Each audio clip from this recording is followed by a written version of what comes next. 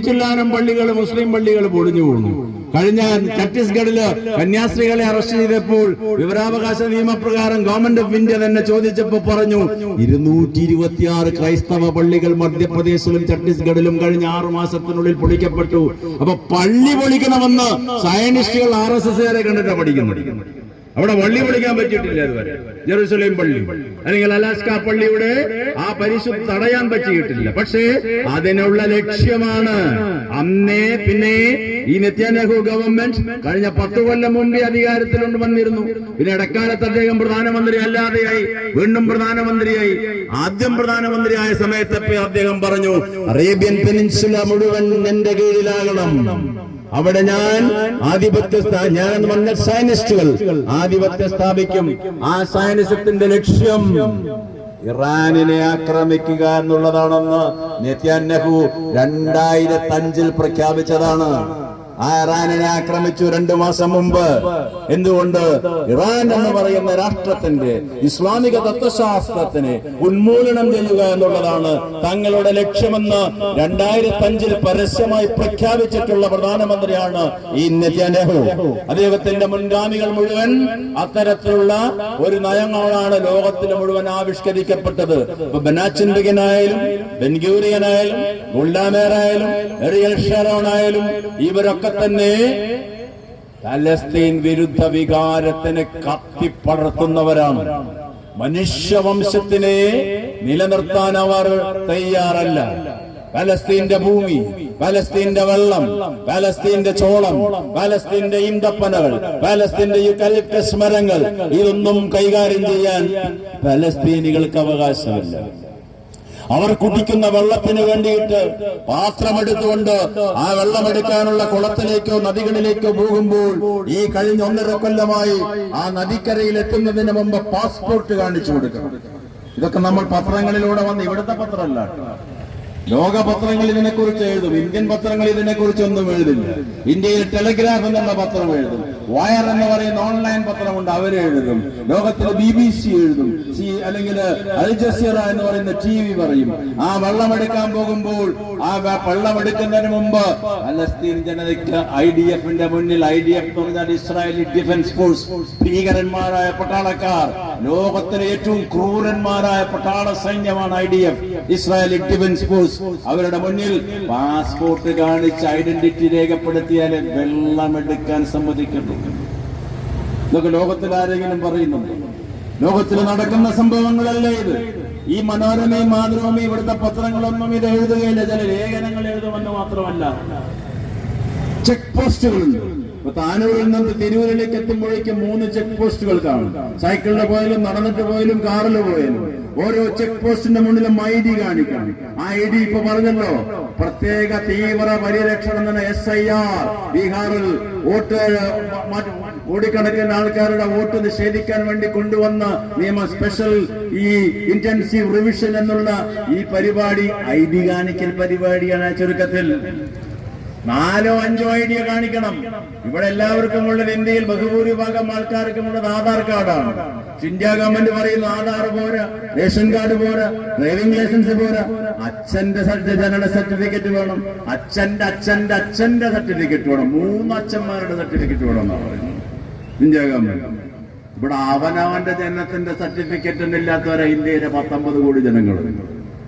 കേരളമല്ലല്ലോ India രാജ്യം. കേരളത്തിലെ എന്റെ ജനന സർട്ടിഫിക്കറ്റ് നഷ്ടപ്പെട്ടവർ എത്ര ഉണ്ടാവും? ബീഹാറിലും UP-യിലും മഹാരാഷ്ട്രയിലും പോയി അവരോട് പറയാ അച്ഛന്റെ സർട്ടിഫിക്കറ്റ് ഉണ്ട് എന്ന് വെച്ചാൽ നീ വോട്ട് ചെയ്യുന്നതിന്റെ അർത്ഥം, വേറെന്താ അർത്ഥം? അതേമാതിരി അവിടെ 5 ID കാണിച്ചു കൊടുക്കണം ചെക്ക് പോസ്റ്റിൽ. അങ്ങനെ കഥകൾ വന്നു. റേച്ചൽ മേരി എന്ന് പറയുന്ന ഒരു സ്ത്രീയുടെ കഥ വന്നു, ഓർക്കുന്നില്ലേ നിങ്ങൾ? 2022 ചെക്ക് പോസ്റ്റിൽ തടഞ്ഞു വെച്ച് 2-3 ദിവസം അവിടെ തങ്ങേണ്ടി വന്നപ്പോൾ ചെക്ക് പോസ്റ്റിൽ പ്രസവിച്ച റേച്ചൽ മേരി ഗർഭിണിയായ സ്ത്രീയായിരുന്നു. അങ്ങനെ എത്രയെത്ര പ്രസവങ്ങൾ നടന്നു ചെക്ക് പോസ്റ്റ് റോട്ടിലാണ് പ്രസവിക്കുന്നത്. കാരണം ആ ടെന്റൊന്നും കെട്ടി കൊടുത്തിട്ടില്ല. അപ്രക്രൂരന്മാരാണ് ഈ സയനിസ്റ്റുകൾ. മനുഷ്യവംശത്തിനോടുള്ള യാതൊരുവിധ സ്നേഹവും താല്പര്യവും പ്രകടിപ്പിക്കാത്ത ഭീകരന്മാരായിട്ടുള്ള മനുഷ്യവിരുദ്ധ പ്രത്യയശാസ്ത്രത്തിന്റെ ഉടമകൾ. ആ പ്രത്യയശാസ്ത്രത്തിന് അമേരിക്കൻ സാമ്രാജ്യത്വം എപ്പോഴും പിന്തുണയ്ക്കുന്നതിന്റെ കാരണം സമ്പത്താണ്. അമേരിക്കൻ സാമ്പത്തിക ഘടന നിലനിൽക്കണമെങ്കിൽ അവർക്ക് ആയുധം വിറ്റഴിക്കണം. രണ്ടാമത് അവർക്ക് ലോകത്തിന്റെ എണ്ണയുടെ അധിപന്മാരാകണം. മൂന്നാമത് അവർ ഗ്യാസിന്റെ അധിപന്മാരാകണം. അമേരിക്കൻ ഭൂമിക്കടിയിലുള്ള ഗ്യാസ് ഇതേവരെ ലോകത്തിൽ ഉപയോഗിക്കപ്പെട്ടിട്ടില്ല. അതിപ്പോഴും അവിടെ സ്റ്റോക്കായിട്ട് കിടക്കുക. അവർ ഗ്യാസ് വാങ്ങുന്നത് മുഴുവൻ ലോകത്തിൽ ഏറ്റവും വലിയ ഗ്യാസ് ഉത്പാദിപ്പിക്കുന്ന ഖത്തറിൽ നിന്നാണ്, അല്ലെങ്കിൽ റഷ്യയിൽ നിന്നാണ്. അത് ഉപയോഗിച്ച് ഇനിയും നൂറുകണക്കിന് കൊല്ലം കഴിയേണ്ടി വരും അതൊക്കെ ഉപയോഗിച്ച് കഴിയാൻ. അപ്പോഴാണ് ഇവന്റെ അടിയിലുള്ള സാധനം എടുക്കുക. അപ്പോഴേക്ക് ലോകത്തിന് ബാക്കിയുണ്ടാവുന്ന ആർക്കറിയാം. അപ്പോൾ ആ ഗ്യാസിന്റെ പെട്രോളിയം മുഴുവൻ ഉണ്ടാക്കുന്ന ഗൾഫ് മേഖലയിൽ അതിന്റെ നിയന്ത്രണം തങ്ങൾക്ക് വേണം. അപ്പൊ ഈ ഖത്തർ, അബുദാബി, ദുബായ്, UAE മൊത്തം രാഷ്ട്രങ്ങൾ, സൗദി അറേബ്യ, ബഹ്റൈൻ, കുവൈറ്റ്, ആ വലിയ പശ്ചിമേഷ്യൻ പ്രദേശങ്ങളെ മുഴുവൻ നിയന്ത്രിച്ചു നിർത്താൻ വേണ്ടിയിട്ട് അതിന്റെ അപ്പുറത്തൊരു ശത്രുവിനെ നിർത്തണം. സയനിസ്റ്റുകൾക്കും ഫാസിസ്റ്റുകൾക്കും ശത്രുവിനെ ഇല്ലാതെ ജീവിക്കാൻ പറ്റില്ല. ഒരു ശത്രുവിനെ സൃഷ്ടിക്കാതെ ഫാസിസ്റ്റുകൾക്ക് രാഷ്ട്രീയം പറയാൻ പറ്റില്ല. അപ്പൊ ഈ അറേബ്യൻ വംശത്തിന്റെ ശത്രുവാണ് അപ്പുറത്തുള്ള ഇസ്രായേൽ, സയനിസ്റ്റ് ഭീകരന്മാർ. ആ ഇസ്രായേൽ അവിടെ വന്ന് വലിയ വലിയ മാരകായുധങ്ങൾ കാണിച്ചുകൊണ്ട് തോക്കു ചൂണ്ടി ഭീഷണിപ്പെടുത്തുമ്പോൾ, പക്ഷെ ഇന്ന് ഭീഷണിപ്പെടുന്ന കാലഘട്ടത്തിൽ അറേബ്യൻ ജനത അതിജീവിച്ചു കഴിഞ്ഞു. ഇപ്പൊ ഖത്താർ ഭരണകൂടവും സൗദി അറേബ്യൻ ഭരണകൂടവും ഒക്കെ കർശനമായിട്ടുള്ള ചെറുത്തുനിൽപ്പ് നടത്തുന്നുണ്ട്. ഇറാൻ അതിഭീകരമായ ചെറുത്തുനിൽപ്പ് ഇസ്രായേൽ അധിനിവേശത്തിനെതിരെ നടത്തിക്കൊണ്ടിരിക്കുന്നു. അപ്പൊ ആ ഇസ്രായേലിലേക്ക് അമേരിക്കൻ സാമ്രാജ്യത്വം ആയുധങ്ങൾ കയറ്റിയേക്കും.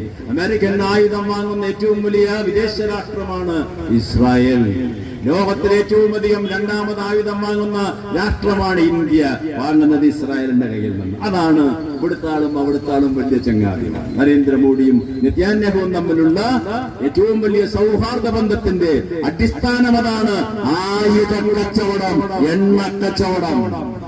RSS എന്ത് മനുഷ്യ സ്നേഹം, സംഘപരിവാറിനെന്ന് സഹിഷ്ണുത, സംഘപരിവാറിനെന്ന് സാഹോദര്യം, സംഘപരിവാറിനെന്ന് സ്വാതന്ത്ര്യം, സമത്വം, സാഹോദര്യമെന്ന് ഡോക്ടർ അംബേദ്കർ ഭരണഘടനയിൽ എഴുതി വെച്ച സമയത്ത് ആ ഭരണഘടനയുടെ മുഖവരയിൽ അംബേദ്കർ എഴുതി സ്വാതന്ത്ര്യം, സമത്വം, സാഹോദര്യം. അന്ന് ആ ഭരണഘടന 1950 അവതരിപ്പിച്ചുകൊണ്ട് അംബേദ്കർ പാർലമെന്റിൽ പ്രസംഗം നടത്തി. ആ പ്രസംഗം കഴിഞ്ഞപ്പോൾ അന്ന് RSSന്റെ തലവനായ ഗോൾവാൾക്കർ പ്രഖ്യാപിച്ചു, ഈ ഭരണഘടന ഞങ്ങൾ അംഗീകരിക്കില്ല. കാരണം ആ ഭരണഘടനയിൽ മുഴുവൻ വൈദേശിക ആശയങ്ങളാണ്. ഇന്ത്യൻ ആശയമല്ല ജനാധിപത്യം, ഇന്ത്യൻ ആശയമല്ല സ്വാതന്ത്ര്യം, ഇന്ത്യൻ ആശയമല്ല സോഷ്യലിസം. അതുകൊണ്ട് ഈ ഭരണഘടനയെ ഞങ്ങൾ നിരാകരിക്കുന്നുവെന്ന് പ്രഖ്യാപിച്ച സംഘടനയുടെ പേരാണ് RSS. അതിന്റെ നേതാവിന്റെ പേരാണ് ഗോൾവാൾക്കർ. അതാണ് നെതന്യാഹു പറയുന്നത്. എന്ത് സ്വാതന്ത്ര്യം, എന്ത് മനുഷ്യ സ്നേഹം, എന്ത് ജനാധിപത്യം. അവരെക്കാൾ വലിയ ഫാസിസ്റ്റ് ഉണ്ടായിരുന്നു മുസോളിനി. രണ്ടാം ലോക മഹായുദ്ധ കാലഘട്ടത്തിൽ മുസോളിനി പറഞ്ഞു, ജനാധിപത്യം, സ്വാതന്ത്ര്യം, സോഷ്യലിസം എന്നൊക്കെ പറയുന്നത് വിഡ്ഢികൾ ഉപയോഗിക്കുന്ന വാക്കാണ്. മനുഷ്യന്മാർക്ക് മോചനം ലഭിക്കണമെങ്കിൽ അവർ ഉപയോഗിക്കേണ്ട വാക്ക് ഫാസിസം എന്നാണെന്ന് എഴുതി വെച്ച ആളുടെ പേരാണ് മുസോളിനി. ഇന്ത്യയിലെ ആളോ തന്നെയല്ലേ പറയുന്നത്? ഫാസിസം ആണ് ആത്മീയത. എന്നിട്ടും ഇന്ത്യയിൽ എന്തേ RSS 10 കൊല്ലമായി അധികാരത്തിലിരിക്കുന്നു? അത് ഇടതുപക്ഷ പ്രവർത്തകന്മാർ, കമ്മ്യൂണിസ്റ്റുകാർ ചിന്തിക്കേണ്ട ഏറ്റവും ഗൗരവമുള്ള ഒരു കാര്യമാണ്. RSS അധികാരത്തിൽ വരാൻ കാരണം 24 മണിക്കൂറിന്റെ പ്രവർത്തനമല്ല. RSS അധികാരത്തിലിരിക്കുന്നത് 100 കൊല്ലത്തിന്റെ പ്രവർത്തനത്തിന്റെ ഫലമായിട്ടാണ്. അന്ധവിശ്വാസവും കെട്ടുകഥകളും ഐതിഹ്യങ്ങളും രാമായണത്തിനെയും മഹാഭാരതത്തിനെയും മറ്റും ദുർവ്യാഖ്യാനിച്ചുകൊണ്ട് ഈ അവതാര പുരുഷന്മാരെന്നിവരെ ചിത്രീകരിച്ചുകൊണ്ട് രാമനെ ചരിത്ര പുരുഷനാക്കിയതിന്റെ ഫലമായിട്ടാണ് അവർ അധികാരത്തിലിരിക്കുന്നത്. ഇന്ത്യൻ തൊഴിലില്ലായ്മ പരിഹരിച്ചിട്ടോ, പുരുഷ സ്ത്രീ സമത്വം ഉണ്ടാക്കിയിട്ടോ, വിലക്കയറ്റം തടഞ്ഞിട്ടോ, സാമൂഹിക സാമ്പത്തിക സമത്വം ഈ രാജ്യത്ത് നിലവിൽ വരുത്തിക്കൊണ്ടോ പരിണത ഫലമല്ല മോദി അധികാരത്തിലിരിക്കുന്നത്. മോദി അധികാരത്തിലിരിക്കാനുള്ള ഒറ്റ കാരണം രാമൻ. അതാണ് അവരുടെ ഏറ്റവും വലിയ ആശയതന്ത്രം. അതാണ് സയനിസ്റ്റുകൾ അവിടെ ചെയ്യുന്നത്. ബൈബിളിലെ പഴയ നിയമം, കണ്ണിന് കണ്ണ്, മൂക്കിന് മൂക്ക്, ചെവിക്ക് ചെവി, പല്ലിന് പല്ല്. മോസസ് ആ കാലഘട്ടത്തിൽ ചെയ്ത പ്രക്രിയകൾ, അദ്ദേഹം നേരിട്ട പ്രതിസന്ധികളൊക്കെ പഴയ നിയമത്തിൽ പറയുന്നു. സോളമൻ ചക്രവർത്തിയുടെ കാലഘട്ടത്തെ കുറിച്ച് പറയുന്നു. അപ്പൊ മനുഷ്യവിരുദ്ധ പ്രത്യയശാസ്ത്രങ്ങളാണ് കൊണ്ട് നടക്കുന്നത് മുഴുവൻ. അപ്പൊ ഈ 4 പ്രധാനമന്ത്രിമാരും അവിടെ അധികാരത്തിൽ വന്ന പ്രധാനമന്ത്രിമാര് മുഴുവൻ ഇത്തരത്തിലുള്ള പൈശാചികമായിട്ടുള്ള നടപടികളിലൂടെയാണ് അമേരിക്കൻ സാമ്രാജ്യത്വത്തിന്റെ പിന്തുണയോടുകൂടി അവിടെ നടത്തപ്പെടുന്നത്. അമേരിക്ക എന്തുകൊണ്ട് ഇവരെ വിട്ടുപോരുന്നില്ല? അമേരിക്കൻ സാമ്പത്തിക ഘടനയിൽ ഏറ്റവും അധികം പണം കൊടുക്കുന്നത് ജൂതന്മാരുടെ പണമാണ്. അമേരിക്കൻ ടെലിവിഷൻ ശൃംഖലകൾ മുഴുവൻ ജൂതന്മാരുടെ, CNN അടക്കം ജൂതന്മാരുടെ, അമേരിക്കൻ പത്രങ്ങൾ, ന്യൂയോർക്ക് ടൈംസ്, ഗാർഡ് തുടങ്ങിയിട്ടുള്ള പത്രങ്ങൾ മുഴുവൻ ജൂതന്മാരുടെ. അമേരിക്കയിലെ മിക്കവാറും വലിയ വലിയ സാമ്പത്തിക വ്യവസായങ്ങൾ മുഴുവൻ ജൂത സമൂഹത്തിന്റെയാണ്. അത് കഴിഞ്ഞാൽ അവിടെ ഏറ്റവും വലിയ പണമിറക്കുന്നത് അറേബ്യൻ വംശജരാണ് അമേരിക്കയിൽ. അമേരിക്ക എന്ന് പറഞ്ഞാൽ കുടിയേറ്റക്കാരുടെ രാജ്യമാണ്, ലാൻഡ് ഓഫ് ഇമിഗ്രൻസ്. പണ്ടുകാലം മുതലേ താൻ തദ്ദേശീയരായ അമേരിക്കക്കാരുടെ അടുത്ത് വലിയ പണമൊന്നുമില്ല. ഇവിടെ മാതിരി 2% കോടീശ്വരന്മാർ അവിടെയും അവരാണ് ഏറ്റവും വലിയ സാമ്പത്തിക ആധിപന്മാർ. അതുകൊണ്ട് തന്നെ ജൂതന്മാരുടെ ആധിപത്യമുള്ളൊരു സാമ്പത്തിക ഘടനയിൽ അവരെ എതിർക്കാൻ ഒറ്റ പ്രസിഡന്റുമാരും തയ്യാറാവില്ല. ട്രംപിന്റെ മുൻപെയുള്ള ബൈഡൻ ഇസ്രായേലിനെ സഹായിച്ചു, ഒബാമ പരോക്ഷമായി സഹായിച്ചു, അതിന് മുൻ റീഗൻ സഹായിച്ചു. ഓരോ ചരിത്രമെടുക്കുമ്പോഴും ഏത് പ്രസിഡന്റ് വന്നാലും അമേരിക്കൻ ഭരണകൂടത്തിന്റെ താല്പര്യം സമ്പത്തുണ്ടാക്കുക, ആയുധം വിൽക്കുക, എണ്ണ വിൽക്കുക, പെട്രോൾ ഡോളർ. ആ പെട്രോളിന്റെ പേരിലുള്ള ഡോളറാണ് ലോകത്തിനെ നിലനിർത്തുന്നത് എന്ന് സാമ്രാജ്യത്വവാദികൾക്കറിയാം. അതുകൊണ്ട് അവർ അതിനുള്ള രാഷ്ട്രീയം കളിക്കും. അതിന്റെ മുന്നിൽ വന്നു നിൽക്കുന്ന മനുഷ്യന്മാരെ മുഴുവൻ കൂട്ടക്കൊലക്കിരയാക്കും. എത്ര പേര് മരിച്ചു കഴിഞ്ഞ 3 കൊല്ലത്തിനുള്ളിൽ ഇസ്രായേൽ? 67,000 പേർ. 3.5 ലക്ഷം അഭയാർത്ഥികളായി. ആ അഭയാർത്ഥികളിലേക്ക് സ്ഥിതി എന്താ? ഭക്ഷണത്തിന് വേണ്ടിയിട്ട് ഭക്ഷണത്തിന്റെ വാനും ഹെലികോപ്റ്ററും വരുമ്പോൾ പാത്രം പിടിച്ച് ഓടിക്കൊണ്ടുവരുന്ന കുട്ടികളുടെ നേർക്ക് വെടിയുണ്ടയച്ചവരെ കൊല വിളിച്ചവരാ ഈ സയനിസ്റ്റുകൾ. ഇത്താനൂരിലെ ഏതെങ്കിലും ഒരാൾ, ഇടതുപക്ഷക്കാരൊഴികെ ആരെങ്കിലും ഒരാൾ പ്രതിഷേധിച്ചു? ഒരു മനുഷ്യനെന്തേൽ പ്രതികരിക്കില്ല. കാരണം ഇന്ത്യൻ ജനതയുടെ മനസാക്ഷി എന്നും മരിച്ചുപോയി. അതാണ് ഫാസിസത്തിന്റെ വിജയം.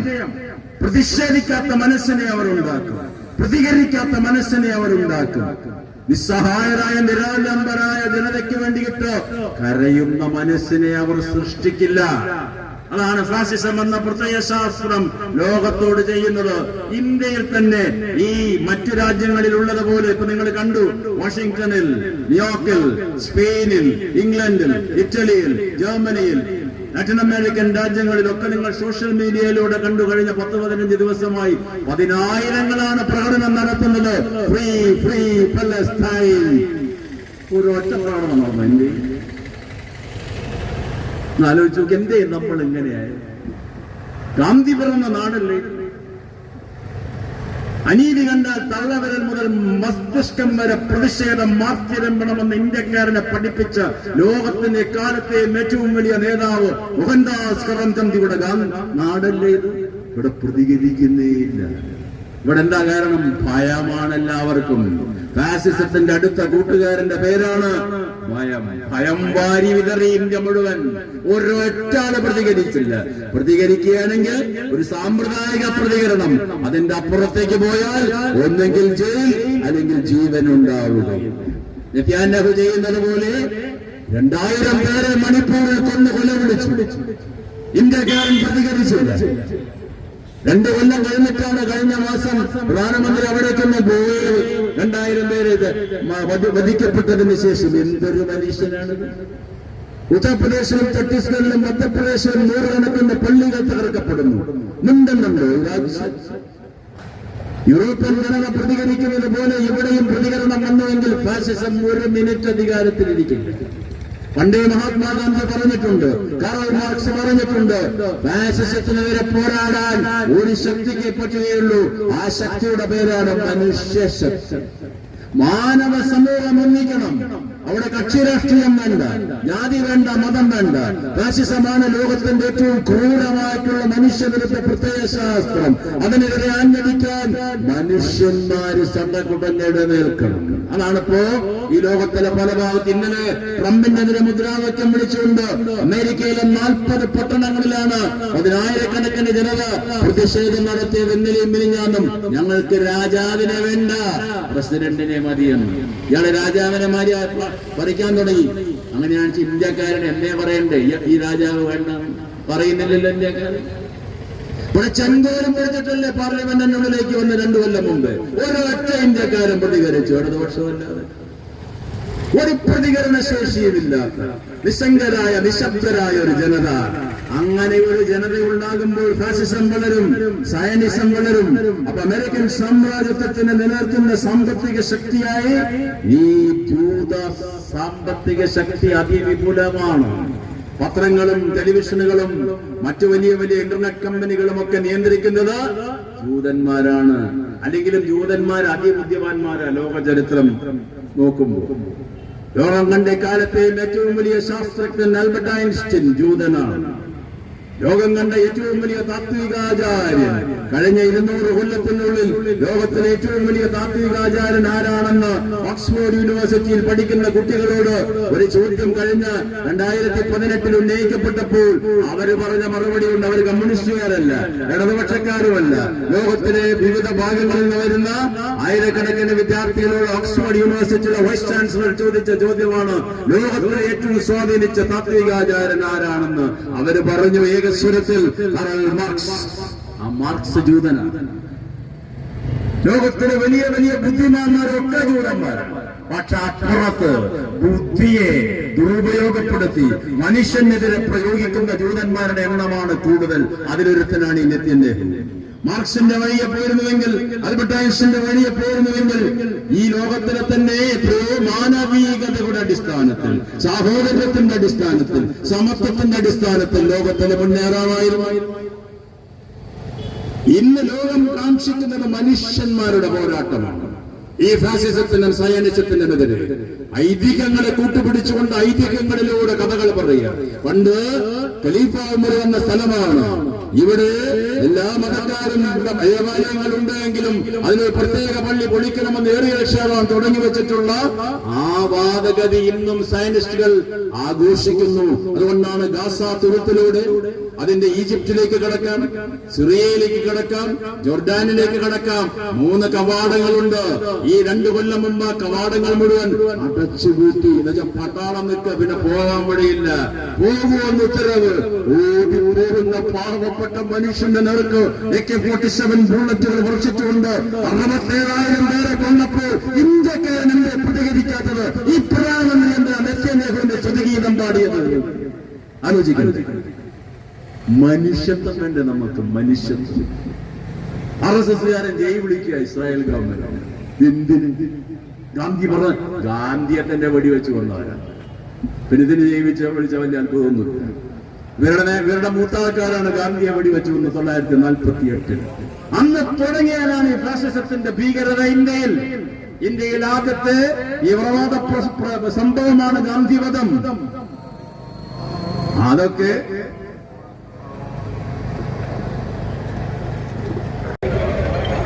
ഇസ്രായേലി ഗവൺമെന്റിന്റെ സയനിസ്റ്റ് നയങ്ങൾ അതിക്രൂരമായ ലോകത്താകമാനം വളർന്നു വന്നിരിക്കുന്ന അമേരിക്കൻ സാമ്രാജ്യത്തിന്റെ സമ്പൂർണ്ണ പിന്തുണയോടുകൂടിയിട്ടാണ്. ജൂതന്മാരുടെ സർഗാത്മക ബുദ്ധിയെ ഉപേക്ഷിച്ചുകൊണ്ട് വിനാശകരമായ ബുദ്ധി ലോകത്തിലകമാനം പടർത്തിക്കൊണ്ടാണ് ഈ ഭീകര ഭരണകൂടം ലോകം ഭരിച്ചുകൊണ്ടിരിക്കുന്നത്. അതുകൊണ്ടാണ് ഈ കരാർ ഒപ്പിട്ട് കഴിഞ്ഞാൽ തനിക്ക് നോബൽ പ്രൈസ് കിട്ടുമെന്നുള്ള വ്യാമോഹത്തിലാണ് ലോകരാഷ്ട്രങ്ങളോട് അഭ്യർത്ഥിച്ചത് ട്രംപ്. എനിക്ക് തരൂ പ്രൈസ് എന്ന് ശുപാർശയായിട്ട് നടന്നത്. പിന്നെ Nobel peace committee Nobel prize കൊടുത്തില്ല എന്നത് ലോകത്തിന്റെ ഭാഗ്യം. ലോകത്തിലെ ഏറ്റവും വലിയ അവാർഡ് കിട്ടാൻ പോലും ശുപാർശയാണ് ഈ ലോകത്തിൽ. അപ്പൊ ചെറുകിട അവാർഡിന്റെ സ്ഥിതി പറയേണ്ടത്. എല്ലാവരും അവാർഡ് മേടിക്കാൻ തുടങ്ങുക ലോകത്തിൽ ശുപാർശയോടുകൂടി. ഈ പണ്ടൊരാള് അവാർഡ് വാങ്ങി ഏറിയൽ ഷെറോണും ഈ അമേരിക്കൻ പ്രസിഡന്റും അന്നാണ് ഏറിയൽ ഷെറോനെ വധിച്ചത് എന്ന് ലോകം മറക്കേണ്ട കാര്യമില്ല. അപ്പൊ സമാധാന ശ്രമം എന്നുള്ളത് ഒരു കപടമായിട്ടുള്ള പ്രക്രിയയാണെന്ന് ഇരിക്കുകയുള്ളൂ. ഇപ്പൊ സയനിസ്റ്റ് ഭീകരത ഇന്നലെയും നമ്മൾ കണ്ടു, ഇന്നും കണ്ടു. 10-12 പേരെ വധിച്ചു. ഇന്നും അഭയാർത്ഥികളെ മുഴുവൻ ഇനിയും വിട്ടുകൊടുത്തിട്ടില്ല, പലസ്തീൻ അഭയാർത്ഥികളെ. ഇതൊക്കെ ലോകത്തില് പല വാർത്താ ഏജൻസികളും റിപ്പോർട്ട് ചെയ്യുന്നു. അപ്പോൾ അത്തരത്തിലുള്ള ഈ മനുഷ്യ വംശത്തിനെതിരായിട്ടുള്ള ഹിറ്റ്ലർ പണ്ട് ഹോളോകോസ്റ്റ് നടത്തി, കോൺസെൻട്രേഷൻ ക്യാമ്പുകളിൽ ഗ്യാസ് ചേംബറിലൊക്കെ വെച്ചിട്ട് മനുഷ്യന്മാരെ കൂട്ടക്കൊല ചെയ്തു. പക്ഷെ ഇത് പരസ്യമായി മണ്ണിൽ നാണി നിരത്തിക്കൊണ്ടാണ് ഗാസയിൽ, ജോർഡാൻ നദി തീരങ്ങളിലൊക്കെ പട്ടപ്പകൽ വെടിവെച്ചു കൊണ്ടുകൊണ്ടിരിക്കുന്നത്. അതിഭീകരമാണ് ഭീകര പ്രത്യയശാസ്ത്രത്തിന്റെ ഉടമയാണ് നെതന്യാഹു. ഒരു പ്രത്യേക വംശത്തിനെ ഉന്മൂലനം ചെയ്യുന്ന പ്രക്രിയ, അതിന്റെ ഒരു സമാന്തര രൂപമാണ് ഇന്ത്യയിൽ ആവിഷ്കരിക്കപ്പെട്ട പൗരത്വ നിയമ ഭേദഗതി നിയമം. അതിനെതിരായിട്ട് രൂക്ഷമായ സമരം ഇന്ത്യയിൽ നടന്നു. പക്ഷെ അതൊന്നും പിൻവലിക്കപ്പെട്ടു എന്നുള്ളത് ധാരണയൊന്നും ആർക്കും വേണ്ട. BJP ഗവൺമെന്റ് അത് നടപ്പിലാക്കുമെന്നുള്ളതിന്റെ പുതിയ രൂപമാണ് SIR, സ്പെഷ്യൽ ഇന്റൻസീവ് റിവിഷൻ.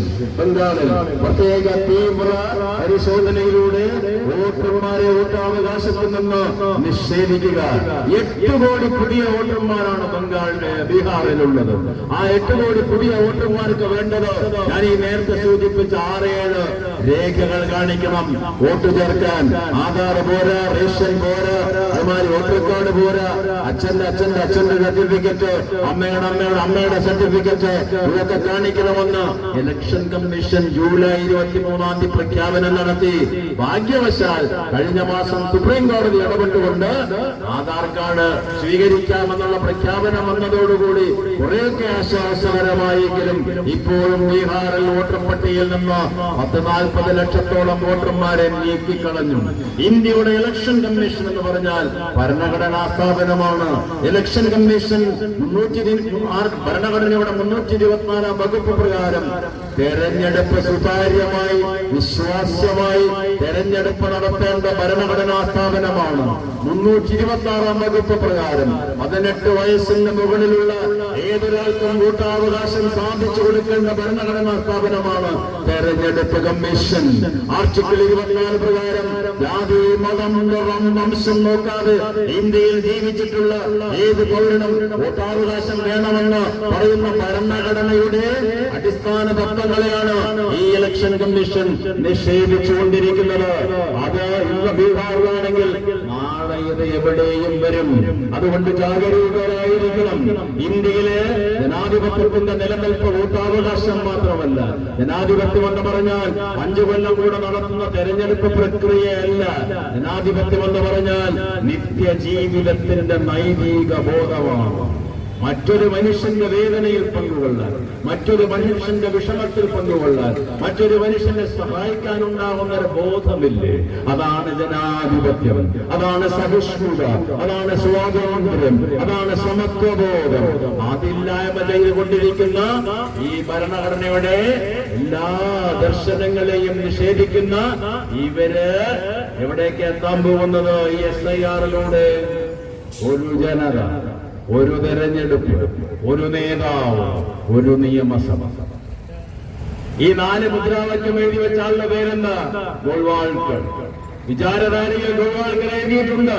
ഒരു തെരഞ്ഞെടുപ്പ്, ഒരു നേതാവ്, ഒരു ജനത, ഒരു നിയമസഭ. അതാണ് മോഡി ഇടയ്ക്കിടയ്ക്ക് ഇങ്ങനെ ഉരുവിട്ടുകൊണ്ടിരിക്കുന്നത്.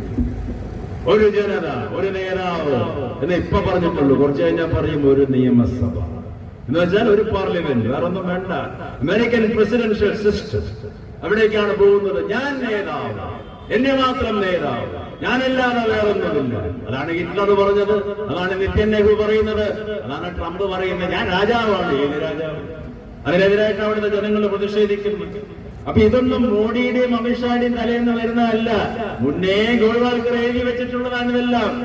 ഇതൊക്കെ വായിക്കുമ്പോഴാണ് നമുക്കിതിന്റെ ഭീകരത മനസ്സിലാക്കുക. പാവപ്പെട്ട ഈ BJP പ്രവർത്തകന്മാരോ അല്ലെങ്കിൽ മറ്റു രാഷ്ട്രീയ പാർട്ടിയുടെ പ്രവർത്തകന്മാരോ ബഹുഭൂരിഭാഗം ഇന്ത്യക്കാരും ഞാൻ നേരത്തെ സൂചിപ്പിച്ചതുപോലെ 80% അക്ഷരവിരോധികളാണ്.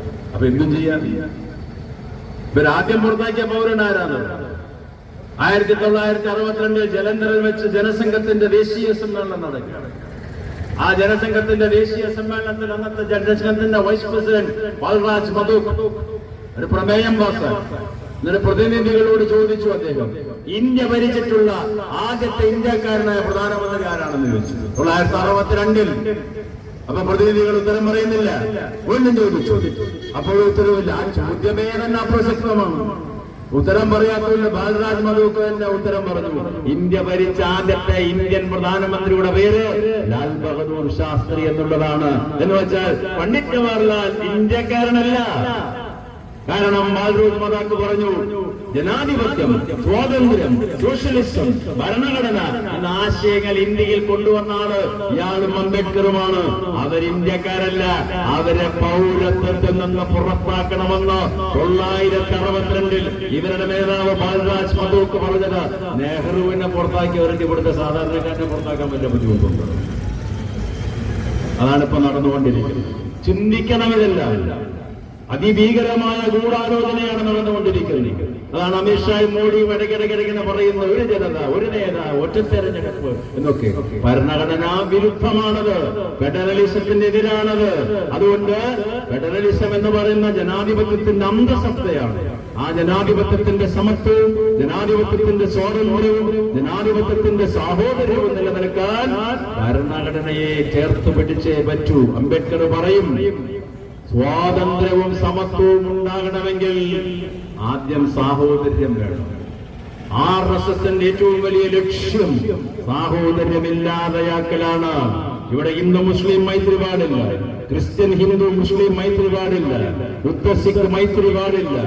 അങ്ങനെ ഒരു വിഭാഗം തമ്മിൽ സാഹോദര്യമില്ലാതെ പരസ്പരം അപരന്മാരെ സൃഷ്ടിക്കുന്ന ഒരു ഇന്ത്യയാക്കി അവർ ഈ രാഷ്ട്രത്തിനെ വളർത്തിക്കഴിഞ്ഞു. കഴിഞ്ഞ 10 വർഷത്തിനുള്ളിൽ അംബേദ്കർ ജവഹർലാൽ നെഹ്റുവിനോട് പറയും, ഞാൻ ഈ 3 ഏറ്റവും ആദ്യം പ്രധാനം കൽപ്പിക്കുന്നത് സാഹോദര്യത്തിനാണ്. പ്രിയപ്പെട്ട ജവഹർലാൽ, സാഹോദര്യം എന്നുള്ള വാക്ക് എന്നെ പഠിപ്പിച്ചതിന്റെ ഗുരുനാഥനാണ്. എന്റെ ഗുരുനാഥന്റെ പേര് ബുദ്ധദേവൻ എന്നാണ്. ബുദ്ധന്റെ പുസ്തകങ്ങൾ വായിച്ചിട്ടാണ് ഞാൻ അദ്ദേഹത്തിന്റെ ശിഷ്യനായത്. ആ ബുദ്ധൻ ഉപയോഗിച്ച വാക്കാണ് മൈത്രി, മൈത്രി, മൈത്രി. സാഹോദര്യം, സാഹോദര്യം, സാഹോദര്യം. സാഹോദര്യമില്ലാതെ എന്ത് ജനാധിപത്യം, എന്ത് സ്വാതന്ത്ര്യം എന്ന് ഇന്ത്യൻ പ്രധാനമന്ത്രി ജവഹർലാൽ നെഹ്റുവിന്റെ മുഖത്ത് നോക്കി പറഞ്ഞ അംബേദ്കറുടെ അന്നത്തെ പ്രസ്താവനയ്ക്ക് ഇപ്പോഴും പ്രസക്തിയുണ്ട്. ഇന്ത്യയിൽ ഇവിടെ സ്വാതന്ത്ര്യം കിട്ടിയിട്ട് 78 വർഷങ്ങൾ കിട്ടി. ഏത് സ്വാതന്ത്ര്യം, ഏത് ജനാധിപത്യം ആലോചിക്കുക. അപ്പൊ അതിനെതിരെയൊക്കെയാണ് ജനങ്ങളുടെ ബോധമനസ്സിനെ ഉണർത്താൻ വേണ്ടി ഇടതുപക്ഷ ജനാധിപത്യ മതേതര പ്രസ്ഥാനങ്ങൾ ഇത്തരത്തിലുള്ള സംരംഭങ്ങൾ നടത്തുന്നതും. ഈ കേരളത്തിൽ നിലനിൽക്കുന്ന ഇടതുപക്ഷ പ്രത്യയശാസ്ത്രത്തിന്റെ നേതൃത്വത്തിലുള്ള ഭരണകൂടം ഇന്ത്യ രാജ്യത്തിലെ ഏക ഇടതുപക്ഷ ഗവൺമെന്റാണ്. ആ ഇടതുപക്ഷ ഗവൺമെന്റിനെ താഴെ ഇറക്കാൻ വേണ്ടി ഒരു 10 കൊല്ലമായി ശ്രമിച്ചുകൊണ്ടിരിക്കുന്നു. അങ്ങനെയുള്ള കുരിശിത ശ്രമങ്ങൾ ഫെഡറലിസത്തിനെ തകർത്ത് സാമ്പത്തിക സഹായം നൽകാതെ ഇന്ത്യയിലെ എല്ലാവിധ കേരളത്തിന്റെ എല്ലാ വികസനോന്മുഖ പദ്ധതികളെയും തകിടം മറിച്ചുകൊണ്ട് വയനാട് ദുരന്തത്തിൽ അനുഭവപ്പെട്ടിട്ടുള്ള ആ മനുഷ്യന്മാർക്ക് പോലും സഹായം നൽകാതെ ഈ പ്രത്യയശാസ്ത്രമുണ്ടല്ലോ, RSSന്റെ പ്രത്യയശാസ്ത്രം, മനുഷ്യവിരുദ്ധ പ്രത്യയശാസ്ത്രം, അതിന്റെ ഏറ്റവും വലിയ ശത്രു കമ്മ്യൂണിസമാണെന്ന് ഗോൾവാൾക്കർ പണ്ടേ എഴുതി വെച്ചിട്ടുണ്ട്. അത് തന്നെയാണ് ഒറ്റ പൈസ പോലും ഇങ്ങോട്ട് തരാത്തത്. അതിന്റെ പൊളിറ്റിക്കൽ അജണ്ട ഇതാണ്. മാർക്സിസം എന്ന പ്രത്യയശാസ്ത്രം RSS സ്വീകരിക്കില്ല. RSSന് അതിനോട് ദയയില്ല. അത് ഗോൾവാൾക്കറും വെങ്കടേവാറും വിചാരധാരയിൽ എഴുതി വെച്ചിട്ടുള്ളതാണ്. അതാണ് അതിന്റെ ഏറ്റവും അടിസ്ഥാനപരമായിട്ടുള്ള കാരണം. അതുകൊണ്ട് മാനവ വിമോചനത്തിന്റെ പ്രത്യയശാസ്ത്രമായ ഇടതുപക്ഷ പ്രത്യയശാസ്ത്രത്തിനെ നെഞ്ചോട് ചേർത്തുകൊണ്ട് ഈ വർഗീയ പ്രതിലോമ ചിന്തകളായ സയനിസത്തിനും ഫാസിസത്തിനുമെതിരെ, ഹിന്ദുത്വവാദത്തിനെതിരെ, ജമാഅത്തെ ഇസ്ലാമിക്കെതിരെ അസന്നിഗ്ധമായ പോരാട്ടം നടത്തിക്കൊണ്ട് മുന്നേറുക എന്നുള്ളതാണ് സഖാക്കളെ, സുഹൃത്തുക്കളുടെ കടമ. ആ കടമ നിർവഹിക്കുന്ന സഖാക്കൾ എന്ന് മാത്രം പറഞ്ഞുകൊണ്ട് ഞാൻ ഉപസംഹരിക്കുന്നു. എല്ലാവിധ അഭിവാദ്യങ്ങളും അർപ്പിക്കുന്നു.